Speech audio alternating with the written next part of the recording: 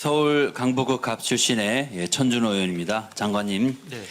2023년도 정부 예산안에서 윤석열 정부가 지역사랑 상품권 예산을 전액 삭감해서 논란이 컸습니다.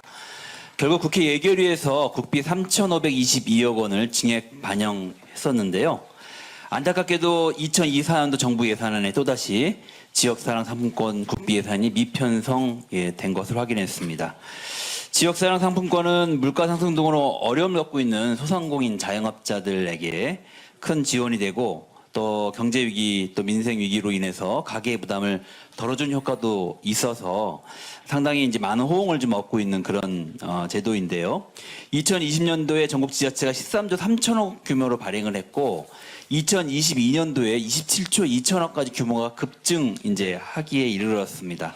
최근 조사에 보면 지역화폐 예산 전액 삭감에 한 국민의 65%가 반대한다는 조사, 지금 보시는 것처럼 나와 있고 삭감에 동의한다는 예산은 22% 정도의 여론조사가 결과도 나와 있습니다. 대부분의 지방자치단체는 여야를 가릴 것 없이 국비 지원 미편성에 대해서 우려를 표시하고 있는 그런 상황입니다. 국민의힘 소속의 홍준표 대구광역시장 같은 경우도 지방 재정 상황이 열악해 국비 지원이 반드시 필요하다는 그런 입장을 갖고 계시고 국민의힘 소속의 김영환 지사도 경기 불황 속에서 소비 촉진에 기여하는 지역 상품권의 국비 예산 편성이 꼭 필요하다 이런 취지의 이야기를 하고 계신 상태입니다. 더 나아가서 지자체 재정 상황에 따라서 격차가 발생하기 때문에 지역 간의 수혜 불평등이 발생할 우려가 있어서 국비 지원이 더욱 필요하다 이런 얘기까지 하고 계신 그런 상황입니다.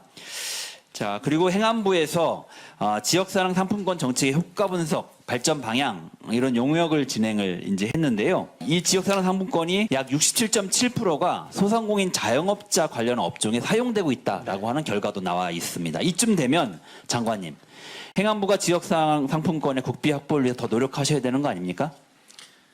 뭐 위원님께서 너무나도 잘 아시다시피 네. 이게 이제 코로나 19로 인해서 그 지역 주민들하고 소상공인의 어려움을 도와주기 위해서 국비 지원이 좀 아니, 코로나 상황 거거든요. 이후에도 지금 네. 자영업 소상공인들의 생활이 굉장히 어렵고 예. 지역 경제가 굉장히 힘들지 않습니까? 네. 그래서 이게 절박하게 필요하다는 요구가 있는 겁니다. 네, 코로나 잘하고 이후에도. 있습니다. 네. 그래서 정부가 적극적인 재정 정책을 핀다면 이 제도가 꼭 필요하다는 게 여러 사람들의 의견인데 왜 굳이 이게 과거에 민주당에서 문재인 정부 때 했던 정책이기 때문에 또 이재명 민주당 대표의 주요 민생 정책이기 때문에 반대하는 것이 아니냐 이런 의심까지 있거든요. 그런 것은 전혀 아니고요. 네. 기본적인 누누이 뭐 기재부 장관님도 말씀을 하셨습니다만 이 지역사랑 상품권은 지자체의 자율과 책임하에 발행하는 것이 맞다는 게 이제 현 정부의 기조고요. 그러다 보니 내년 들어오는 지방정부 예산이 더 어려워지지 않습니까? 네. 그러면 더 발행이 어려워질 텐데 그럼 결과적으로는 지역사랑 상품권은 사실상 네, 정리 좀 해주시죠. 네, 그 지역사랑 상품권이 이제 장점도 있지만 아까 조은희 의원님께서 지적하신 바와 같이 단점도 있고 이게 또 지역 간의 불균형을 심화시키는 측면도 있습니다. 그래서 이거를 아예 예산으로 나눠주고 그 지자체에서 알아서 하도록 하는 건데 이 국비 지원이 끝난다 하더라도 지자체 중에서는 상당수가 계속 시행을 하겠다라는 입장인데 이제 할인율을 줄이거나 아니면은 이제 총 구매 한도를 줄이는 식으로 해서 예산 부담을 좀 줄여서 지자체 자체적으로 하겠다라는 지자체도 꽤 있는 것으로 그렇게 위축될 수밖에 없다고 생각합니다. 크게 위축될 것 같습니다. 저희 재정 당국하고 또 네, 한번 그것 좀 이야기를 한번 협의 좀 해보겠습니다. 해주시기 바라겠습니다. 다음은.